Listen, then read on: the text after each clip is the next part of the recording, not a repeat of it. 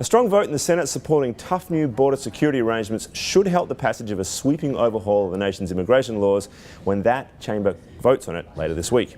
Joining us from Washington is Kristina Peterson for more on the story of how this latest development is raising the prospects of a path to citizenship for millions of undocumented immigrants in the US. Good morning, Kristina. Good morning. So tell us about the new border security measures and how these might help bring reluctant Republicans on board with an overhaul of the immigration law. Yeah, this was a really key amendment that came after frenzied negotiating last week. It really does step up what will be going on the border.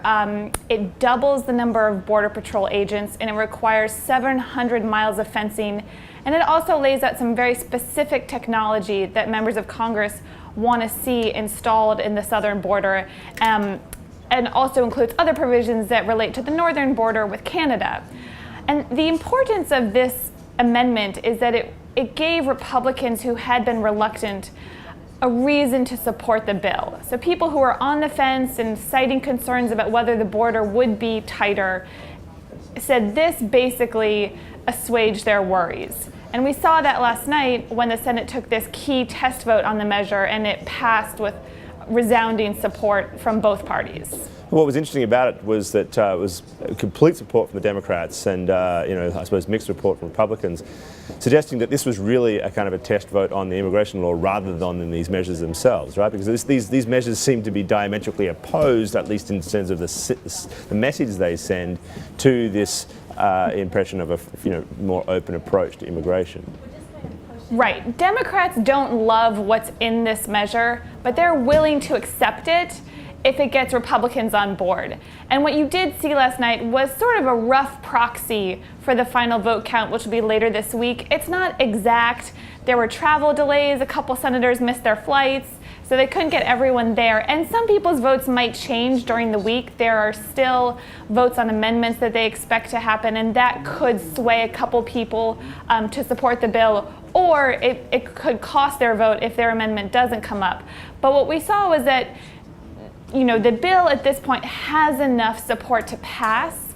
That's no longer the question of the week. The suspense now is going to be around what the final number of votes for support of the bill is going to be, and supporters want to see a big margin of victory to put pressure on the House. Right, the House is a more conservative chamber, obviously majority controlled by Republicans. It's going to be a tougher job to pull off there, correct? Absolutely, yeah. What's going to happen in the House still remains very murky. House Speaker John Boehner has said he doesn't want to proceed with anything that doesn't have the support of a majority of Republicans. And it's not clear at this point what a majority of Republicans support. They're moving forward with a more piecemeal strategy, passing little snippets of issues, small bills concentrated on specific issues out of committee, instead of doing one big sweeping package the way that you're seeing in the Senate. Changing gears a bit, if this immigration law does get through and all the attention that it draws, what does this do for the focus on the president at the moment and all the scandals revolving around him there, the IRS controversy, for example? Well, I think on Capitol Hill, immigration is really the central focus, and there are still lawmakers examining the scandals in committees.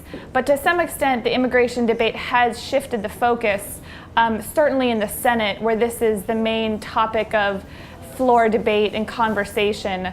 So to that extent, it gives him, it diverts attention away to some extent from what's going on elsewhere to focus on this immigration issue. And if it passes, of course, that's a big, burnishes his legacy, absolutely. All right, Kristina, thank you very much for your time. Thank you.